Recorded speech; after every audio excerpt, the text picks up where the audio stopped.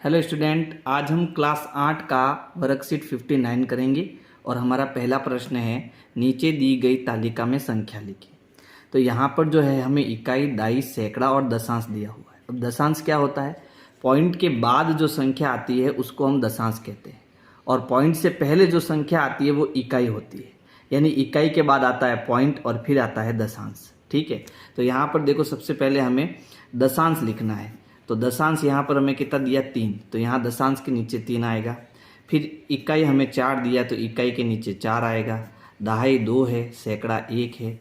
इसी प्रकार हमारी संख्या बनेगी 124.3। 124.3 पॉइंट के बाद क्या आएगा? दशांश आएगा। फिर है सैकड़ा 3, तो सैकड़े में 3 आ गया। दहाई 2, दहाई में 2 आ गया और 7 दशांश आ गया। इकाई नहीं है तो इकाई 0 हो जाएगा। संख्या बनेगी 320.7 यानी 320.7। फिर देखो यहाँ पर सैकड़ा 5 है तो सैकड़े में 5 आ गया। 3 दहाई है और इकाई 4 है, दशांश हमारा 8 है तो संख्या क्या बनेगी? 534.8। प्रश्न 2 है सेंटीमीटर का प्रयोग करके निम्न को दशमलव के रूप में लिखिए। तो यहाँ है 3 मिलीमीटर। तो देखो मिलीमीटर को हमें सेंटीमीटर में बदलना है तो हम 10 का भाग देते हैं। तो 3/10 का मतलब क्या हो गया? नीचे 1 जीरो है। 1 जीरो मतलब एक संख्या छोड़ के हमें पॉइंट लगाना है तो ये बन जाएगा 0.3। तो यहाँ बनेगा 0.3 सेंटीमीटर। इसी प्रकार ये 4.2 सेंटीमीटर हो जाएगा, ये 11.8 सेंटीमीटर। फिर ये 3 सेंटीमीटर और 4 मिलीमीटर, तो 3 तो पूरा है इसलिए 3.4 सेंटीमीटर बनेगा। 84 मिलीमीटर का मतलब हो जाएगा 8.4 सेंटीमीटर। इसी प्रकार ये हो जाएगा 18.8 सेंटीमीटर। फिर प्रश्न 3 है दशमलव संख्याओं के अंकों का स्थानीय मान लिखिए। स्थानीय मान यानी कि यहाँ पॉइंट के पहले क्या है? 7 है तो पॉइंट के यहाँ बाद में संख्या जो आती है उसको हम क्या कहते हैं? दशांश कहते हैं। तो 7 हमारा दशांश हो जाएगा। इकाई 1, दहाई 3 और सैकड़ा 4 हो जाएगा। इसी प्रकार पॉइंट के बाद जो संख्या आ रही है वो हमारा दशांश होता है तो 2 हमारा दशांश होगा। इकाई 3, दहाई 2, सैकड़ा 9। पॉइंट के बाद है 3 यानी दशांश 3 हो जाएगा। इकाई 1, दहाई 0 और सैकड़ा 6 हो जाएगा।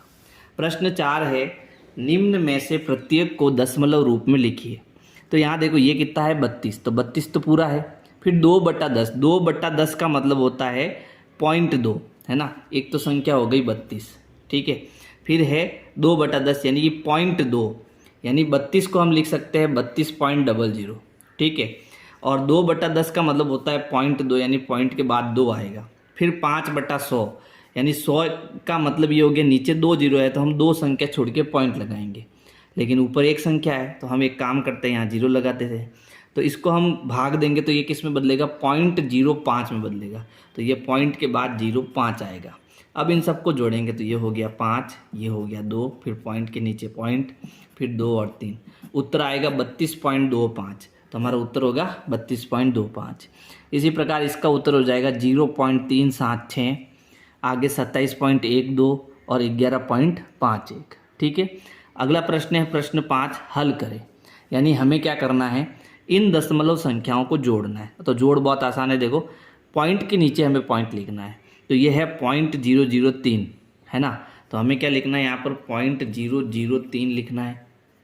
पॉइंट के नीचे आएगा पॉइंट, तो पॉइंट के नीचे पॉइंट आया। पॉइंट के इधर क्या है? 2, तो इस साइड में 2 आएगा और इस साइड में 5 आएगा।